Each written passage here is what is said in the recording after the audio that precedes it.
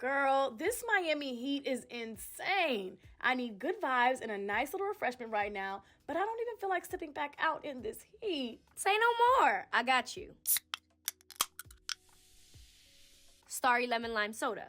Oh, you trying to be funny. I'm just saying, Starry Lemon Lime Soda is good vibes and a great taste in a can. I know you're a homebody, so you don't have to leave your house for what you're looking for, and you're an early bird, so no caffeine for you. All right. Okay, you think you know me. And do. I'll give it to you. This is fire. Like a crisp, you know what I mean? Just good, clear bursts of lemon lime flavor. I'm into it. Okay. Looks like you'll be seeing another soda this season. Peace out to your old thing. I know that's right. It's all about elevating on this side. On to bigger and better in every aspect of life. Find Starry now in stores and online. Not voting is you literally not living the American dream. You're allowing decisions to be made for you. Mm-hmm. So if you don't want to vote, you want to sit back, you cannot complain about anything when it happens. Mm-hmm. You of all people cannot complain. You can't open your mouth and you can't say if and but or what. Hi, I'm Krystal Vega. Hi, I'm Amanda Booz. And this is Elevators Podcast, where we talk about the peaks and valleys of life's journey, from relationships to entrepreneurships, and even give you a taste of the sizzling social media hot topics of the day. That's right, and we have a very special guest. We have been wanting to get her on the podcast for so long. Our girl, Casey Van Heel, who is a doctor of public health researcher and also a resident IT girly. We love her. And a Broward County girl. I'm so excited that we have you on here. When Krystal was like, we got to get Casey on, I'm like, absolutely. We need Casey on the show. First of all, if you don't follow Casey, Dr. Said So, okay, on Instagram, I don't know what you're doing with your life, but you are hilarious. Thank you. And you don't even be trying. That's the crazy part. Those are the funniest people. The Hilarious people who don't and try. also information, because I'm getting all the information too. Thank like, you. And I'm educated. getting informed and I'm laughing all at the same time. For real. Well, thank you guys for having me. I'm excited to be here. This is my first time doing anything like this. So Yay. We got her to do We it, y'all. popped our podcast cherry. And here you are. Well, it's going to be fun. It's going to be a great experience, very conversational. I'm officially outnumbered. Usually you're outnumbered, Amanda. But you are outnumbered today. I am and I was outnumbered literally today. in terms of Broward County, In terms of Florida girls, we've had a couple of guests who are from New York, and Amanda's she's usually the only Florida girl. got it. I hold my own on now it. I'm the only New Yorker. But now I have somebody else with me, And honestly, I thought Casey was Haitian, but I learned that she's Jamaican and Canadian because she posts Haitian food. So I was like, girl, where are you from? God, because I just moved back, and growing up we ate everybody's food, but to find new good Haitian restaurants and they're just bomb, I'm so excited every time I find a new one. So good. I just had Haitian food for the first time today. Did you like it? She had grill. She just had grill. It was good. It tastes like Puerto Rican pernil. Okay. It was Now very wait till she simple. gets some Pronounce pickles. anything. Wait till you get some pickles. What's that?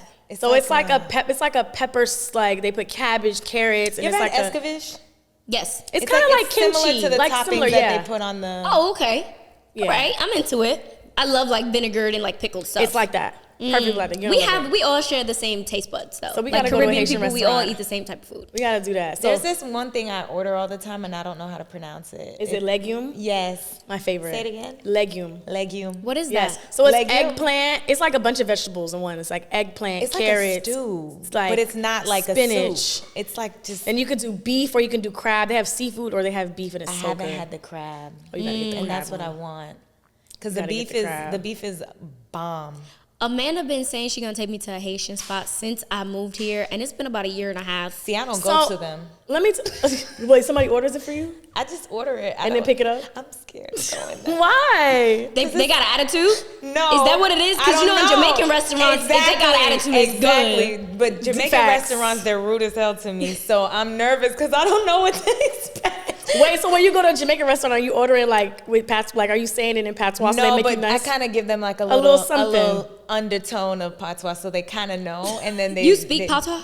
Yeah, but not I don't. I can, I just don't. Yeah. But everyone in my family does. So Yeah. when I go in a restaurant and I see they are playing with me, then I kind of let You gotta let them know. The Jamaican restaurants that I like going into, they don't have chairs.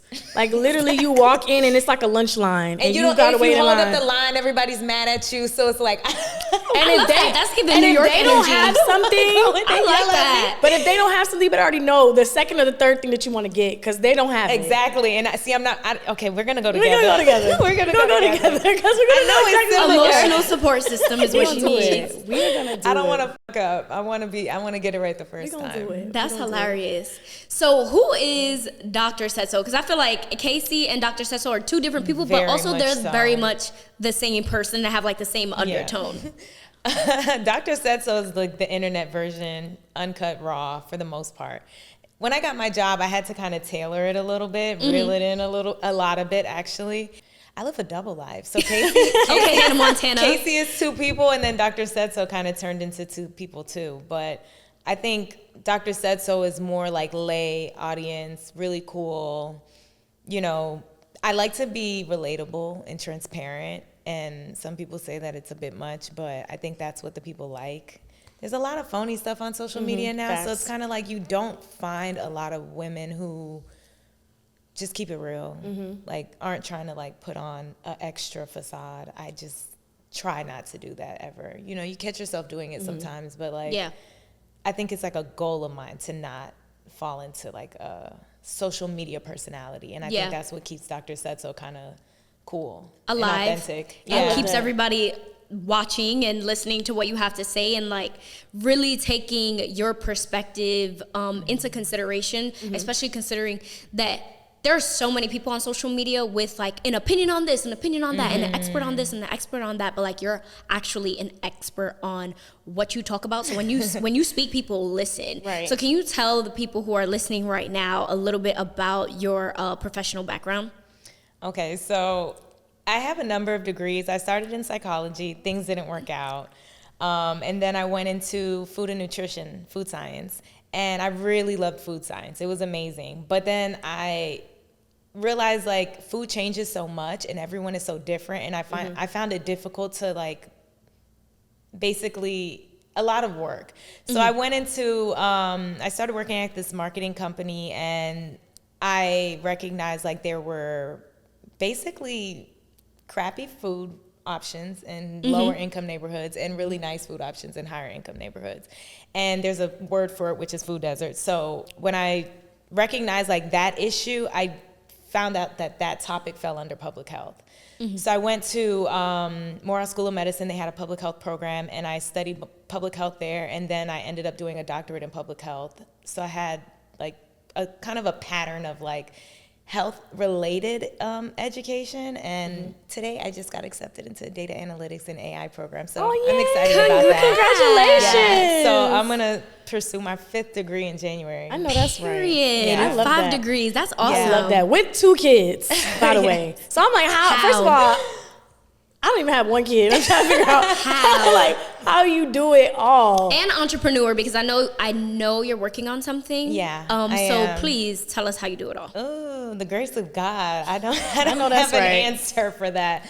I was always a planner, and I was always a goal setter. So I planned like school, kids, work, like to the T. I planned everything. But then like, you know, when you get older, like life shows you and you're like, oh, you can't always, the plan doesn't always work. The plan doesn't always plan. And I think in my 20s, I was so set on like, I need to achieve this goal. I had like a notes in my phone of all my goals. I'm a big goal setter, like always have a goal. And it's never not timely. There's always a time measurement on it. So I know like if I'm accomplishing my goal within a certain amount of time or not. And if it's like pushed out, like for example, my new business venture, it pushes out, but it happens. But I just realized like, actually in my 30s, I'm only 31. So I just recently realized like I actually need to learn to just take it day by day and just kind of let things happen, because that resulted in a lot of stress. So I've accomplished a lot, but I've also lived like a really high stress life, which isn't great in the back end when you talk about like mental health, and which isn't that ironic? You work in public health, mental health, and yet you're stressing yourself out, which does the complete opposite of what you're actually like doing or studying. Yeah. So I think there's not really an answer to that question. How do you do it all? Because like what was working for me for so long immediately stopped working for me out of the blue. And so I'm actually learning how to juggle it all over again. because the kids are going through different phases. I'm going through different phases. Like, you know what I mean? My family, everything, my job, everything is like a phase. And it's like things change so much. The juggle changes. Girl, I can't even imagine. At like the drop of a dime. Because Literally. I went through the same exact thing this year where I'm like very focused, hyper focused on goals, checking things off. And I was just telling Amanda, like, July had hands. And my whole like type A personality went out the window. I'm like, I don't know what happened, but life just Was it be a good thing? lifing. No, I'm finally coming out of it. No, girl, July had hands, and I was like super stressed, and like just life just does what it does, and it's just gonna do whatever it wants to do. And as much as we want to control things, it just stopped working. Literally the same. It just stopped working for me all of a sudden. I was like, all right, let me take it step by step, and maybe it's like owning a house that'll do it to you, but it's just the phases. And that's one thing I've like had to learn to accept is like what was working for me then. Like if anyone sits on a mic and tells you how they juggle it all, it's like that's the answer for them at that time. Right. And it changes. It's going to change. It's not going to apply to everybody. It's going to be different. So that's a tough question to answer. Well, as millennial women in right now, what would you guys say? Because I do agree it changes over time. But what do y'all think is some things that are helping you guys decompress from like the stress of life? Like what are some things today that you're doing that you may not have done before? I say I'm not dealing with that right now. That's how I deal with everything. Oh, that's the new me I'm not too. dealing with and that no one right likes it. That's a new me. I ain't doing it. And just let it go. It's out your brain. Find somebody else to do it. Get someone else. Yes. Yesterday, Amanda was in my house and my bathroom sink overflowed. You handled that. By the way, you handled that so well. You saw that? That's the new me. That's the new me, baby. First of all, I have to let y'all know, my girl cooked me a steak meal, okay? She just made me literally a 5-star dish. Steak, mashed potatoes, garlic mashed potatoes. I don't know what she put in there. I gotta try your food. You gotta come over. Broccoli. I just got my kitchen back. So she's in there.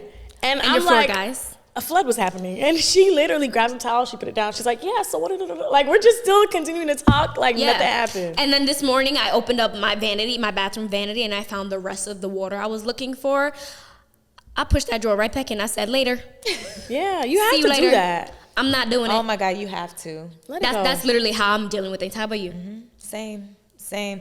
Also, like I've realized in like what we've kind of like categorized as self-care is like what we've seen other people tell us self-care is. And it's like, oh yeah, you know, getting your nails done, self-care, traveling is self-care, but like really you have to find out what self-care means to you because again, it's going to be different from person to person. Facts. So like for me, I had to realize like I actually don't enjoy getting my nails done. Oh my God, you were we literally to me. Like, Casey, we literally said this. Girl. We literally had this conversation. I no longer have the patience to sit in the chair. The lashes I let go, the nails I let go. Like I get the basic. I'm in there in 10, 15, not, you know what I mean? Like maybe 45 minutes and I'm done. Yeah. Even the gym, I realized that I enjoyed the gym, but I was like wasting time in there socializing and doing all this other stuff. Like I was going to like popular gyms where I cared about what I had on and like who I might see and how I looked working out. Yeah. Then I got an Orange Theory Fitness. I've been seeing that you've been going to. Boy, I love you Orange are Theory. in and you are out and you don't know nobody, you don't talk to nobody, and you get the job done. And then I just realized like self-care is really like the stuff on your own terms. It's not even necessarily what you're doing. It's like the things that make you feel like you just had a great day, you know? I agree. I think it is what you make it. And I feel like it doesn't have to be that you're spending money or doing something in particular. Self-care could be like literally you call your job and you say, I'm taking a personal day and do nothing. Self-care could be sitting on the phone with your homegirl. Literally.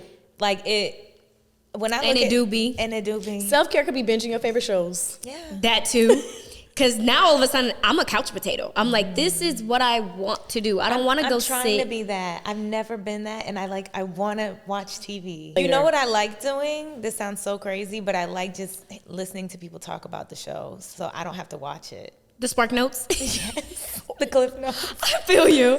I feel you. I know a lot about Power. I know a lot about like all the Watching shows. recap shows? Yeah, because Ken will tell me like what happened in them, and I'll like know, and I'll just like see whatever is on the clips on social media, and I'll have an idea. So I'm not completely out the loop. Yeah. But I'm also like not sitting there for hours. You will definitely like the storyline of Your Honor, though. It's so it. good. Please do, and let me know what you think. I think you'll really like it. You know what else I can't do? I can't really read books like for pleasure. You listen to audiobooks? No, I but don't. also, I don't read at all. That's so funny because she's a professor. But I'm like, no, she's literally a professor. Casey, you have 10 degrees. Like, you read I something. think that's part of the issue. Is like you don't read for fun anymore. It's not. If it's got to be in. If I'm not taking something from that show, like I like shows where you learn. I love documentaries. I could watch documentaries. I could watch biographies, like real things. But if it's like some fallacy, fake, like Game of Thrones or something, I feel like I'm literally wasting my time. It's not a good feeling. So like I get like antsy. Just antsy. My mind starts racing about what else I could be doing. That's productive. Like anxiety, kind of. I think it's unhealthy. But I have a therapist. Not gonna lie, I was just about to say you might want to talk to somebody. Oh yeah, I am. Oh yes, I am. Trust me. I've learned so much about myself in therapy and with psychiatry. Like I didn't even know that they're like. For me to have a bachelor's in psychology and a doctorate degree in a health field and not really recognize the difference between psychiatry and therapy, they're like not at all the same. That was mind-blowing for me. Can you talk about that a little bit? Everyone has a like life crisis where it's like, I need to talk to someone, and it can't be someone that I know. And so I was actually talking to a friend. So one of my friends has a psychiatrist, and she needed help with medication management, and they weren't on the same page in terms of like communication.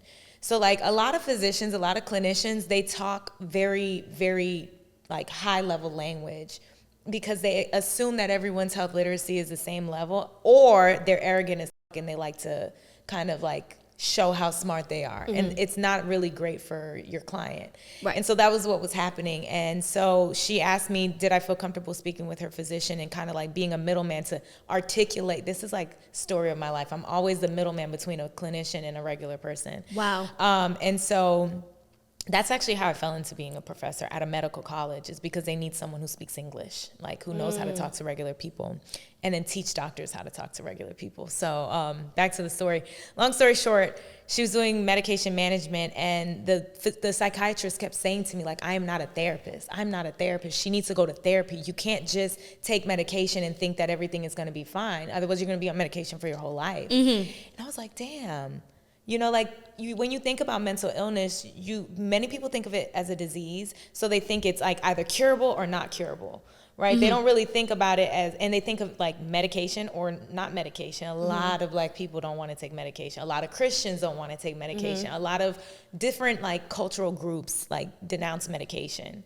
So they just go to therapy. So it was really one of those issues where I was basically serving between two people and then recognized like the stark difference between the two services.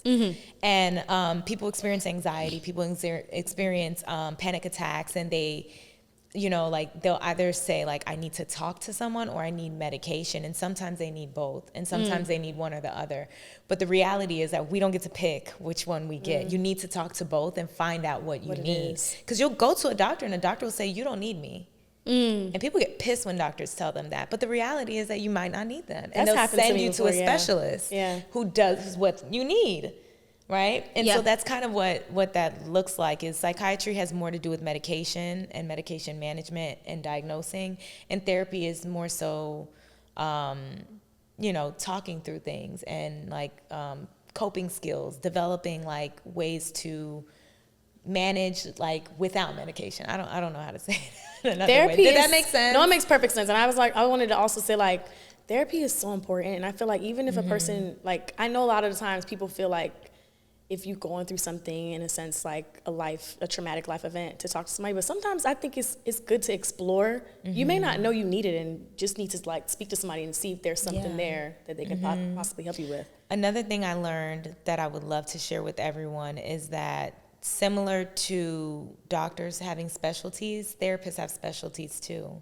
So until you know what you actually need, and you sometimes have to advocate for yourself and ask, like, from what you've heard, what do you think, what type of specialties do I need? Because I've also learned that therapists won't all the time, and I don't want to offend any therapists, but usually won't say that I don't specialize in that. And they'll keep their client and they'll talk to their client, and then they're like, well, I don't specialize in trauma therapy, but that's what the client needs. And you're 2 years in with the therapist. And spent so much money. Spent time, and you know, you didn't really advocate for yourself, so maybe they didn't think to ask, and that I ended up in that situation. Yeah. I needed anger management because I'm an angry and I needed trauma therapy, and I was talking to a therapist that didn't either for 6 months. Wow. It's true what they say, like literally trying to find a therapist is kind of like speed dating. You have to like sometimes unfortunately go through different ones to see what it is. I actually, when I went to therapy, the one time that I did go, I found a therapist, I think on blackgirltherapy.com or something like that. And like you said, it lists like different things. If it's relationship trauma, if it's like family trauma, like sexual trauma, like it tells you different things. And that was how I was able to pinpoint it. And a lot of people also, I feel like, don't utilize their insurance for therapy and not realize that you can get therapy through your insurance and not have to pay for it. Oh my God, can we talk about that? Because I think you are the perfect person who can just explain things in a like colloquial way of like how to find the right health insurance if you're not getting it through your company, if you're like a freelancer like me, like where do I find health insurance? Because baby, my mom's health insurance done kicked me off. Right, isn't that so, like, 26 where do I or something? go? Yeah, right. What do I look And for? so what's interesting is like a lot of people were mad at the Affordable Care Act when it passed, and it was actually the reason why you were allowed to be on it until 26. One of the issues with the Affordable Care Act is that if everyone didn't contribute into the system, it wasn't really going to balance out the prices for everyone. So when it first opened and people started trickling in, applying for health insurance outside of their jobs or whatever, the prices weren't great. But the more people that basically pay into the system, the better the prices will be. The challenge with the Affordable Care Act is it's also called Obamacare. And so there's an issue when you have, you know, people that don't agree with a policy that has a name like that on it, for example. And so, you know, some people who actually could utilize Obamacare wouldn't, simply because of the name, or simply because it was a policy on a party side that they didn't agree with. But the reality is that the healthcare marketplace, that's what I like to call it now, because I realize people don't accept, not everyone accepts the word Obamacare, but the healthcare marketplace is where you're supposed to go to shop for your insurance if you are an independent person. And so navigating the healthcare marketplace is another conversation. Girl, I was on the phone one time trying to figure this out, Yeah. and was on there for a long, you could do it online, but like, I was like, look, because I came from like working in corporate, you know, when I worked in television, and that insurance was there. But like as an entrepreneur working in media, it's a whole different ballgame with insurance. So like, if you can compare it to shopping for something, would you say it's like shopping for a car? Insurance is such a layered topic, but I do want to say that I think that anyone who feels like not like it's a difficult task, I want to justify that it absolutely is. Yeah. Like it doesn't matter your level of education, finding the right insurance for yourself is gonna A pain in the butt. It's a pain in the butt. Yeah. It's similar to car insurance, actually, when you think about it. Like, you know what I'm saying? You're Shopping around for something. I think one of the biggest issues is that people don't really prioritize it until it's too late. So a lot of people don't look into getting health insurance until they're experiencing a health issue. And the idea that you should have insurance is so that you go to your primary care physician, meaning that you are consistently seeing someone who's monitoring your health so that you catch things before they worsen. And then you're not in crisis mode trying to run to the ER. You have It's more preventative than reactive. preventative. That's what public health is. It's preventative. It's public health has nothing to do with health on the back end. That's medical doctors. Those are people trying to fix problems. Public health is prevention. It's all about recognizing what are the things that people are doing and how do we get them to do it better. It's about lifestyle changes, and it's about insurance rates. It's about policies that benefit or improve quality of life. So the insurance topic is it's shitty. First of all, because I'm Canadian. And so that's you know, and I know Canadians have their own argument because I've lived here most of my life. But there's going to be a hiccup with every system that you select, but I do unfortunately want to say that America has one of the worst healthcare systems in the world, and actually in the developed world. And everybody knows that, except us. Like, the regular people who are using the system don't really recognize it until they're sick. But I think that's why policy is so important. Like, you have to pay attention to the policies that benefit you, and not just you, but your grandparents and your parents and your children.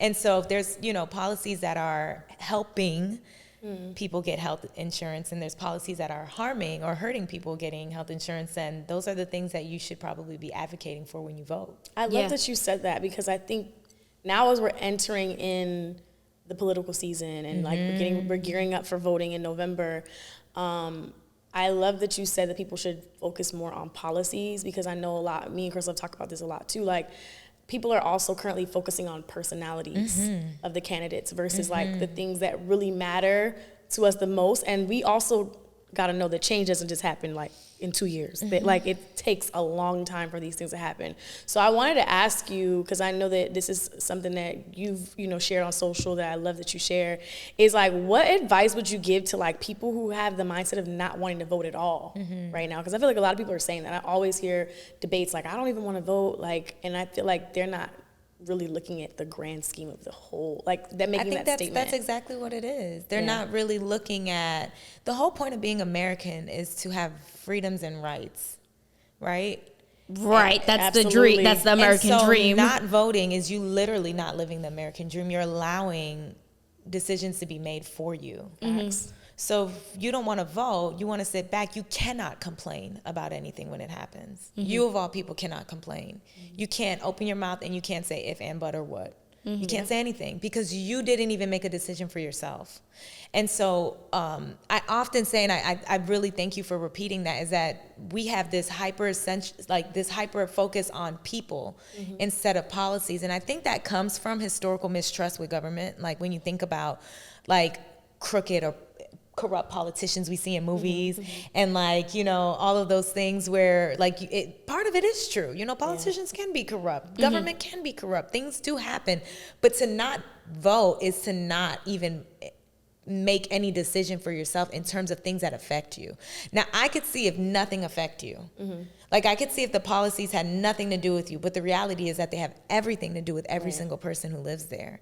And if you can't find something that has to do with you, you definitely know something that has to do with someone you love, So I guess another thing similar to insurance is if you don't know how to do it, instead of feeling like you're dumb or feeling like you're ignorant, that's normal. I really want people to understand that it's not easy to vote. You have to learn about politics, and someone has to teach you about politics. You have to know if you're even learning about it the right way or from a biased point of view. So I don't know. I encourage everyone to vote for policies that impact them in the ways that and really that aligns with their values. Yeah. So if you don't, if your parents raised you one way and you agree that this policy makes sense for how you were raised, that's how you vote. Yeah. Right. I'm very strong on who I'm voting for and what I'm voting for, but I would never, when I talk to people and they say, I don't believe in this, great. Vote for that. Yeah. Right. Because even if you're voting in the party against the one that I'm voting for, you're voting for your values and you're voting for what you believe in. And that's what we're supposed to be. That's what democracy is. Right. So not voting is just honestly giving your rights and your freedoms to anyone. I agree. And also I feel like, just as like a Black woman, like, just to know the struggle of not even having the option to vote, like, I'm just like, for that alone. There we go. For that alone. So I know we're like in our 30s. I want to take us back to like when you were able to vote. Like, do y'all remember what that first moment was for you? Like, when you were like in college or when it was like, okay, now I have my voter's card, I can vote. Like, do you guys remember what that felt like? Do you guys? I do. It was super overwhelming. Like, I looked at that paper what am I doing here? That's exactly I don't even know these people. Yeah. No, it's definitely I still don't know them people. It's still overwhelming. It's still extremely overwhelming, and I think that... And you don't have to... But one thing I will say that's very different then than now, we're not that old, but I've noticed, is that politicians have done a better job at organizing their policies and making it available to the public. So when people are saying they don't know who to vote for, you're not trying to know. You're not looking for it. You're not looking for it. And so, but I also realize that people don't understand voting itself. Like, they really think presidential election is the only one. And that's it. And so, like you said, like, you don't have to memorize their names, but before you go to the ballot, you should know who you're selecting, right? You should have an idea, are you going to select this person or this person? But it's not just 2 options. There's a bunch of people listed on the ballots. Yeah. And when I walked in for my first time, I didn't know that. I thought it was this or that. Yeah. And then when I seen all these like local names, I'm like, who is this? And I know you're big on voting. Yeah, voting locally and like paying attention to what's happening locally, because that's what impacts us the most. Absolutely. And I think that, I mean, this might be a bigger topic conversation, but we just be so busy in our day-to-day that we only look at the presidential election. This episode of Elevators is brought to you by McDonald's. Girl, what's wrong? You all right? Yeah, I'm just starving after filming all of our shows. You know what I can go for right now? What? Because whatever it is, I might be coming with you. A fresh, juicy McDonald's Big Mac. And you know I have to have sweet and sour sauce on the side for my large French fries. A large? Yes, girl, I can eat. My mouth is watering right now. You want to know what's crazy? I just saw that for the first time in 50 years, the Big Mac now comes in chicken. Wait, what? Yup. No way. That sounds iconic. I'm talking 2 juicy chicken patties, special sauce, lettuce, cheese, pickles, all on a sesame seed bun. Okay, McDonald's with the 2 Big Mac options in the lineup. I love it. That's exactly what I'm having. Well, let's get to it. What are we waiting for? You know it's only around for a limited time. Let's go then. The Big Mac now comes in chicken. Get it while you can. I mean, this might be a bigger topic conversation, but we just be so busy in our day-to-day that we only look at the presidential election. Which is so crazy to me. It's so crazy to me, because it's like the things that people complain about the most are not federal decisions. Like, they're not federal decisions. And I don't think people understand that. And that's the unfortunate part about it. I was talking to someone on social media the other day. They were talking about how their child in elementary school was learning about voting. I'm like, no, they need to teach that junior, senior year in high school. So it's fresh on our minds. But we learned about voting. I asked my son's young. I said, who's Martin Luther King? He said, the guy that stand at the podium and talked about voting. I said, oh, baby, no. This what they teaching y'all? No. I mean, granted, he's a baby, so he just articulated the way he knew how. But I was like, okay. And then when you go into high schools, no one's really teaching how to vote. And I think that's a new wave we're moving into as a country, is really teaching people how to vote, because it's not in our household conversations. Like, my parents didn't teach me how to vote. Yeah. And I wish that they did. So I have to make sure that I teach my kids how to vote, you know, and it's not every 4 years. Yeah. And I think it's so important to have those conversations at home. Like, I know when I become a mom, I plan on having those conversations with like literally the other day, my brother came home and told us, and I'm not even going to get too deep into it, but told us something specific that his teacher told him negatively about a candidate. And I'm like, teachers shouldn't really be like influencing kids in that manner. And can I just say that's on the ballot this year? Wow. That educators, you know, judges are nonpartisan and educators are nonpartisan because they're supposed to be, I guess, unbiased to your children. That's on the ballot in Florida this year. Look at that. That's crazy that it's even on the ballot, because that to me is like a given. Yeah. But if you don't pay attention to what's on the ballot. Yeah, so in Florida girls, we have marijuana, we have teachers being nonpartisan or not. We have some wildlife fishing policies. We have abortion in terms of government like control over abortion decisions. And then there's something else. There's a 5th one. It has to do with homeowners. I forgot. But those are like big ticket items on the ballot this year for Florida.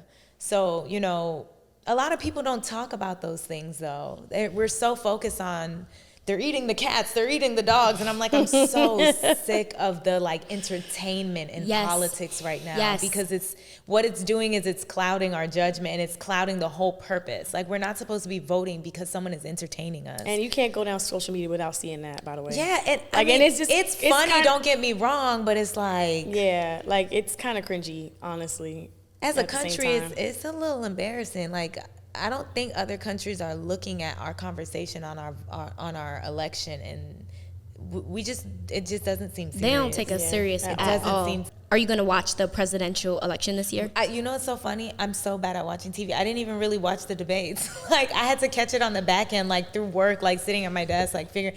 I heard whatever. I actually like to just hear what other people think about things. Because you focus on it throughout the year. Like, it's not just, like a one-day thing for you. I know what policies, you know, each of them are, you know. So I think the debates and those other things are for, like, the undecided voter. And then, you know, I'm so decided that it's like my goal is not to really follow the campaign. It's really to encourage people to vote and to teach people how to vote. For the people who are like not registered to vote, can you offer any insight on like where to go, like what to do, like how to contact whoever their local? Every state is so different. Their deadline. I actually just learned, and this, I'm a lifelong learner. I'm not afraid to say that I didn't know something. I love that. Yeah. Always being a student is important. And you know, that doesn't fit well in academia. Everyone looks at me like I'm crazy when I say I don't know something. I'm like, I don't know, but I can find out. I just learned that, you know, Florida and a bunch of other states, if you don't do the primary registration properly, like meaning that you can't switch after you do your primary in Florida. I think it's called a closed primary state or something like that. But everywhere's so different. So to answer your question, like you really have to find out your state deadlines and registration deadlines. So again, you also have to find out what district you live in by zip code and who your local representatives are. And, you know, looking at, and it goes from judges, it has your education leadership, it has your police leadership, the sheriff, like all of those things are who those names on the ballots are. Wow. Yeah. So, you know, you're selecting them. And if you don't select them, you're letting people choose it for you. And I guarantee you one thing, there's particular groups in this country that are teaching their children to vote more than others. And so, you know, things are the way they are because of that. Absolutely. We have to just recognize if your parents didn't teach you, that doesn't mean you can't learn. And that, and when you learn, I think that it should be your responsibility to teach somebody else. To reciprocate it. Absolutely. Yeah. Absolutely. I mean, that's what life is all about. So you talked about your double personalities when it relates to Dr. Said So and Casey. We gotta go back to that for a second. Ooh. Have you ever had a student try to follow you on social, or have you ever like tried to block them from following you? No. So as soon as I got my job, I made my page private. Okay. Unfortunately. You have to. Yeah. You have to do that. Protect yourself. Yeah, I found one of my students. Anytime I run into them, like on social media, I'll block them until they graduate. So the whole department is blocked. Anyone who requests me on LinkedIn, they're all blocked. Everybody's blocked. Not even on a LinkedIn? Restricted. Blocked. No, not on LinkedIn. Oh, okay. But if I see you on LinkedIn and then for some reason you pop, because it's like a thing. They go LinkedIn and then they go to Instagram. Yeah. So it's like, I know I go find you because you requested me on LinkedIn and I block you. Because it's just like, you get them before they get you. Oh my God. My double life is so serious. Yeah. It's so serious. It's actually unhealthy. Like, and that's where I'm at with it now. I'm like, this is not healthy. The code switching, the having to be two different people because of who I'm around or what I'm saying, it's tough. It's tough. Do you ever feel like you go through that when it relates to like dressing as a professor? I don't know if Absolutely. Yeah. Absolutely. When I first got my job, I thought that I was going to be a fly professor. By the way, you are fly. I want it for the record. We need to. You are, but when she be wearing them shirts that come up to that, I be cracking. But Casey, we also gotta it's just funny to me because it's so opposite of you. Yeah. But it's like you're also teaching students. Before my job, my closet was like South Florida clothes. Right. Like, it was like it's hot outside. And we outside. No, you dress for the weather. It's 95 degrees. Like, exactly. It's 95 degrees. So when I got the job, I was like, I'm going to wear like Marcella's pants and I'm going to do this and I'm going to do that. And then you busted out the wedges. And let me tell you. Let's talk about the wedges too. I got there and I realized this ain't that. Really? No, this ain't that. You don't want to be fly in those types of environments. It just brings negative attention. So it's better, do as the Romans do. You gotta fly under the radar. Yes, absolutely. Because they watch everything. I mean, my students are like, that's Van Cleef. How does she have Van Cleef? And I'm like, it's one necklace. You know what I mean? Like, and also, I'm your professor. Kids are so nosy. And also, kids these days is different though. But what's Like, interesting is, you know, people actually like, because it's a private school that I'm at. Those are like more affluent kids. They don't think their professors make money. They're children of like lawyers, doctors, you know, they're driving nicer cars than us. And professors are like humble in terms of like how they go to school. You know, I didn't know that either till I saw like some of their houses and driveways. I'm like, wait, you drive this, but you live there and you also have that. Like, you know, you present there's certain industries, philanthropy, politics, being a pastor, where driving a Bentley truck does not look good. Right. Yeah. Right. That's facts. It just doesn't look good. And so this is one of those professions, so it beats me up every day. It hurts my heart to have to dress like I do, but I think I do a decent job. But you still get fly. Let's also You think be so? clear. I don't Girl, agree. when you pulled out those wedges, that took me out. Yo, I want That's to what I'm saying. That wasn't funny. That wasn't But fly. we say you dress fly. I ain't say that. I said you dress for your profession. But you were trying to, put a little sauce on it, but I feel you. Can we really talk about the wedges for a second? Because I want to know why men hate wedges so much. Like, why do men hate wedges? Like, Do I remember. they?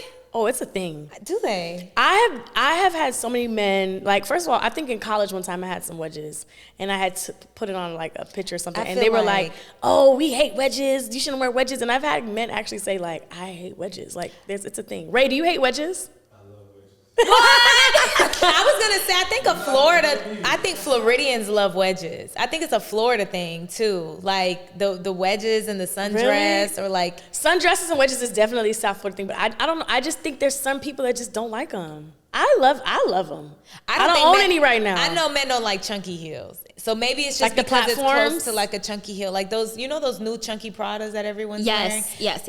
I don't think men like those.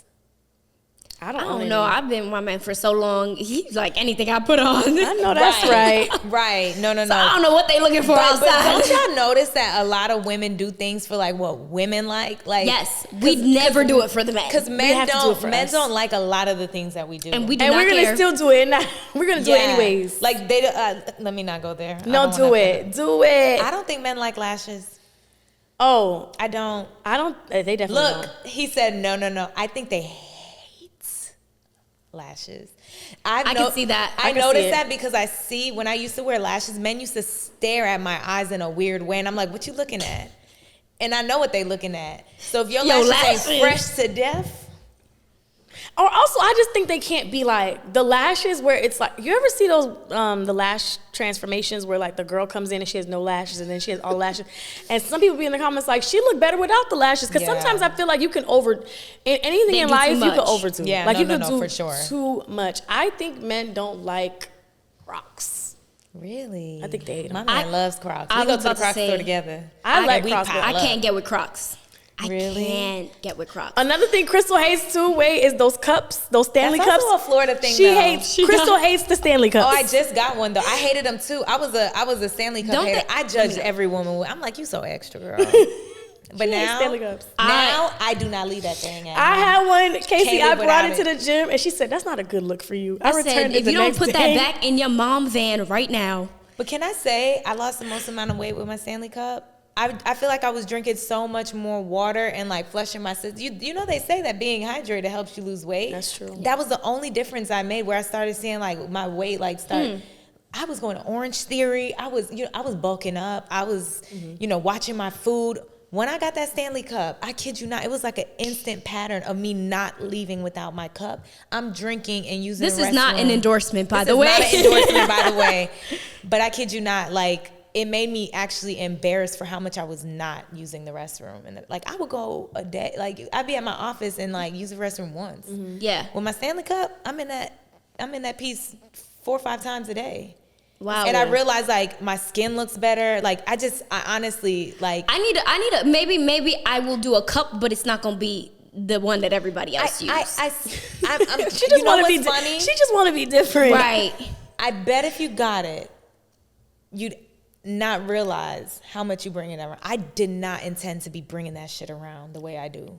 Really? Did not They intend. have That was slim not my ones. intention. They have ones that don't look. Y'all are fake. But it's something about that convincing straw. me. It's something about that straw and that handle that just makes it easy. Because I have all the other ones. Yeah. I'm a binge person too. When I like something, I buy everything and I buy all That's the me. I buy multiple So I have colors. the ones with the handle, the one with the top, the one with I have all the one that where's this motherfucker right here? You see it's right there. Next to you. She said it's right there. I'm gonna stick beside it.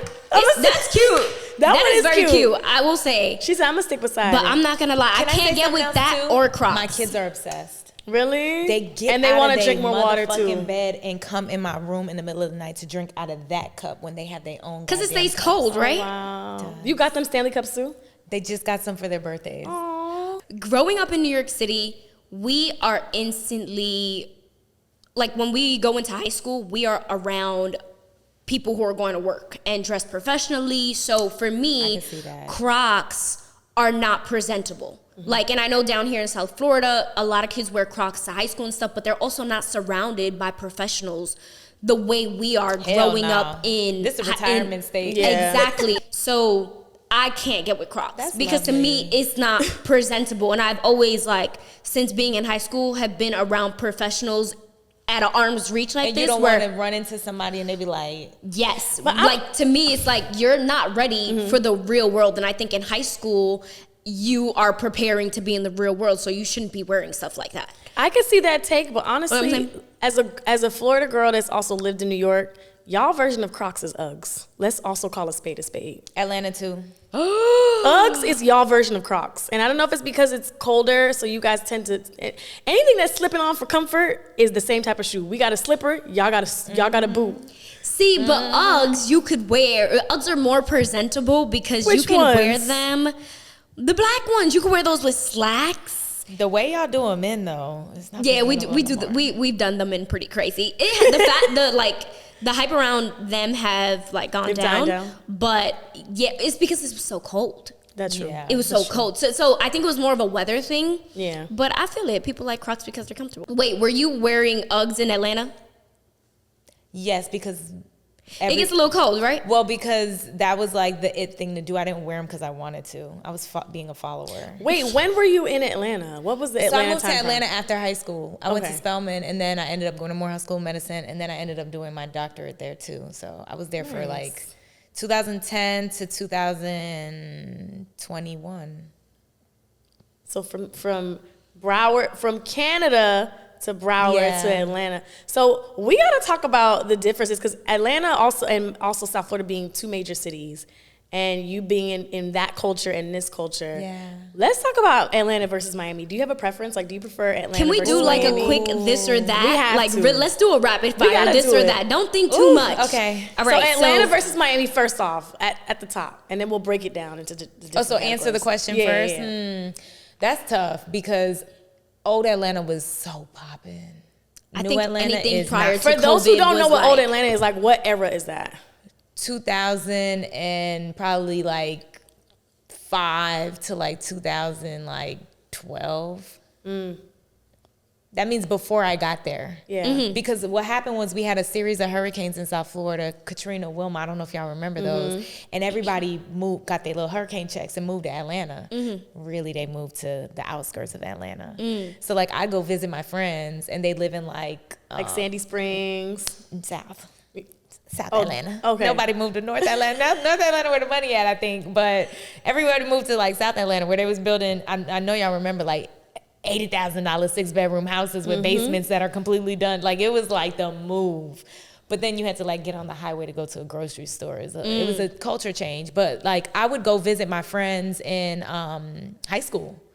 And I was like, oh no, I got to come here. But the reason why I wanted to come there at that time was because it was like Black leadership, it was Black wealth, it was Black executives. You know, it was so different than down here where we have a large income equity between racial groups. I'll say that. That's a fact. It's not, I'm not making that up.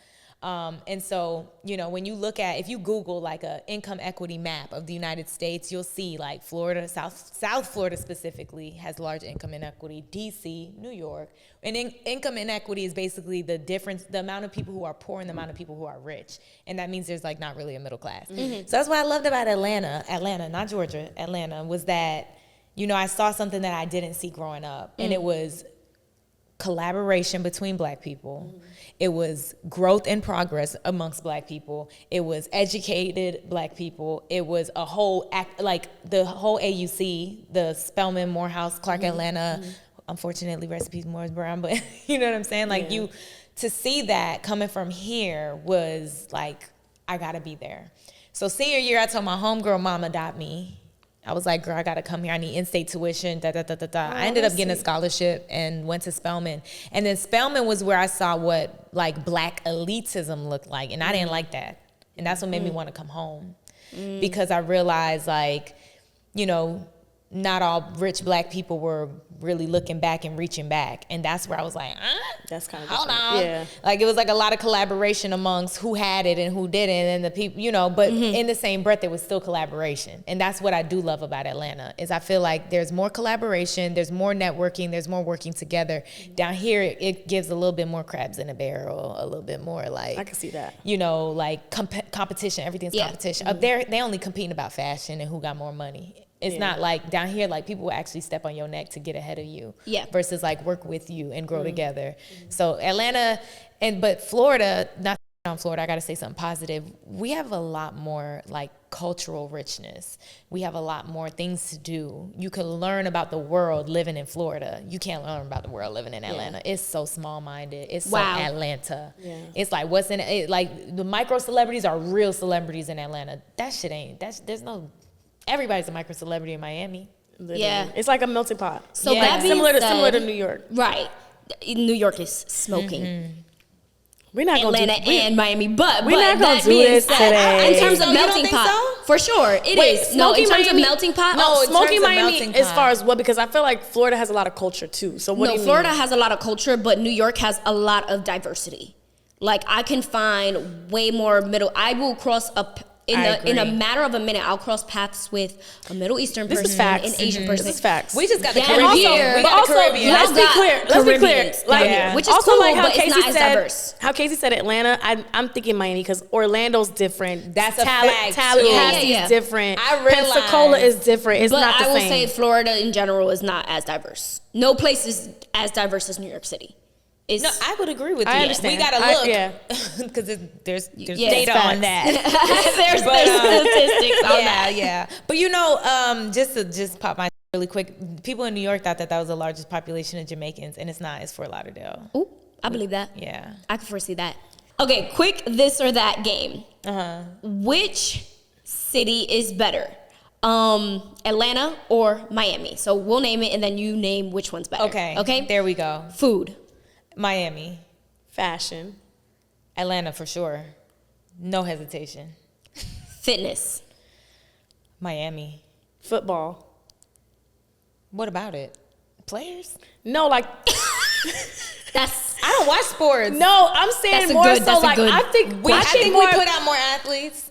Miami, right? I would say Miami. We got the U. Like I'm just saying like football culture. Oh, football culture, Florida. Florida for sure. Florida. Okay. Yeah. Daytime activities.